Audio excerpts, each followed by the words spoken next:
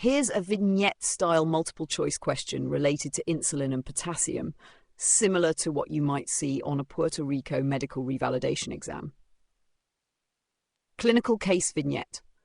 A 45-year-old male with a history of type 1 diabetes mellitus presents to the emergency department with nausea, vomiting, and abdominal pain. His family reports that he has been feeling fatigued and confused for the past day. On examination, he is tachycardic, hypotensive, and tachypneic with Kussmaul breathing. Laboratory tests reveal the following: glucose, 420 mg per deciliter, pH 7.12 of HCO3, 9 milliliter, anion gap 20, serum potassium 5.2 milliequivalent. The patient is diagnosed with diabetic ketoacidosis DKA and started on intravenous insulin and fluids. Question 1. Which of the following best explains why the patient initially presents with hyperkalemia despite total body potassium depletion? A. Increased renal reabsorption of potassium due to volume depletion. B. Extracellular shift of potassium due to insulin deficiency and acidosis. C. Increased gastrointestinal potassium absorption due to high glucose levels. D. Increased aldosterone secretion leading to potassium retention. Answer: rationale. In DKA, insulin deficiency and acidosis cause potassium to shift out of cells into the extracellular space, leading to apparent hyperkalemia despite total body potassium depletion due to urinary losses.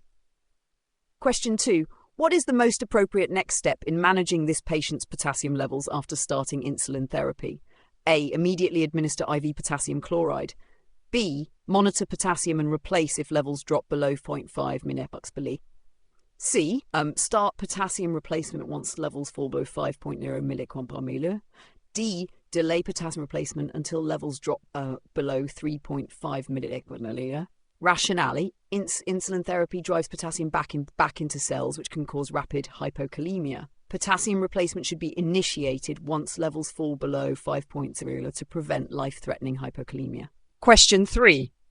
Why is potassium supplementation necessary even when initial potassium levels are normal or elevated in DKA? A. Potassium loss occurs mainly due to gastrointestinal losses. B. Increased glucose excretion in the urine prevents potassium reabsorption. C. Insulin therapy and correction of acidosis shift potassium intracellularly, leading to hypokalemia. D. Potassium levels normalize as soon as dehydration is corrected. Rationale: insulin therapy and correction of acidosis cause potassium to shift back into cells, leading to a rapid drop in serum potassium levels, even if the patient initially presents with normal or high potassium. Question 4. A patient in DKA receives IV insulin and fluid resuscitation. 2 hours later, his potassium level drops to 3.2 milligrams per liter. What is the most appropriate next step? A. Continue insulin infusion and closely monitor potassium. B. Stop insulin and give IV potassium chloride. C. Reduce insulin dose and start IV potassium replacement. D. Administer sodium bicarbonate to prevent further potassium loss. Rationale: if potassium falls below 3.3 milliliters per liter, insulin therapy should be reduced or paused, and potassium replacement should be initiated immediately to prevent life-threatening arrhythmias. Sodium bicarbonate is generally not recommended unless there is severe acidosis, pH 6.9,